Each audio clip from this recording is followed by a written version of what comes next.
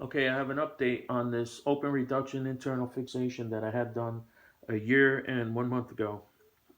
To make a long story short, I had unnecessary metal plate surgery on my tibia pylon fracture because the sneaky snake, evil, creepy doctors, they don't give you any casting option. Always remember, you do not need metal plate surgery. There is always an option where you can choose to have a cast on your leg. You don't want to introduce any unnecessary stress to the soft tissue because that is the biggest problem that you're going to have besides the ugly scarring. Now, here's the metal plate that was maliciously put in my leg, and I received it from the doctors along with 13 screws. They didn't give me the screws. I have no reason. I have no idea why they didn't give me the screws. Okay. I was in horrific pain for a year. They told me I had to wait a whole year to have this metal plate and 13 screws removed.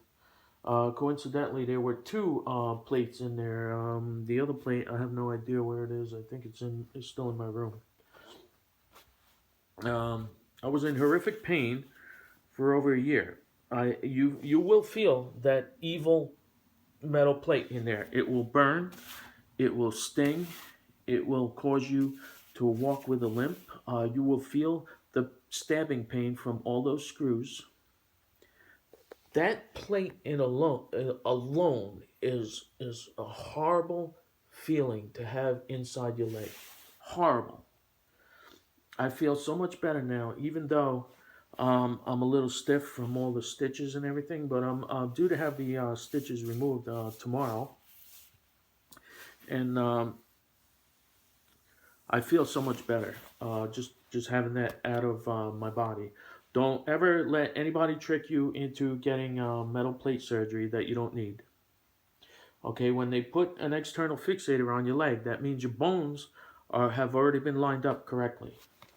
So when you have the um, bones lined up correctly, you can transition from the external fixator to a cast, an air cast, or a metal boot. Um, so I'm going to show you my x-rays with the external fixator on there to prove to you that I did not need metal plate surgery. Now, I don't know if this image is altogether that clear, but here is my leg. What are we doing? Oh, here's my leg, and the fracture is more or less right there. And as you can see, the bones are lined up correctly, 100% correctly. So I did there's the here, let me point it out to you. Here's the external fixator over here, over here. Here's the fracture area right here. And you can see that everything's lined up correctly. I did not need no metal plate surgery. Was not given a cast option because this bill was actually $115,000 for the sneaky, creepy, evil metal plate surgery. Try walking around with this inside your leg for a year and 13 screws. And and you want to know, you want to feel pain. Um, do your own homework. Get your own set of X-rays from the hospital. They will have your X-rays on CD. Take them home. Review them on your computer. In my case, I did all my homework after the fact because when he put the metal plate inside my leg, and I realized how much pain I was in, then I started to do the necessary homework that I should have done before I agreed to have any metal plate surgery. You will see all kinds of videos from these creepy, no good Jew doctors on YouTube promoting metal plate surgery, but not a single one of them will tell you how horrible it is, how painful it is, and how invasive it is, and how damaging it is to your soft tissue. My soft tissue is never going to recover 100% to where I was before this fracture. And another thing is, you don't want to put yourself through any surgery, because there's risks involved in surgery. You could get infections. You could lose your limb. There's so many complications with surgery. If you don't need surgery, don't let any sneaky, creepy doctor trick you into getting metal plate surgery. Um, Go get multiple opinions from multiple different doctors.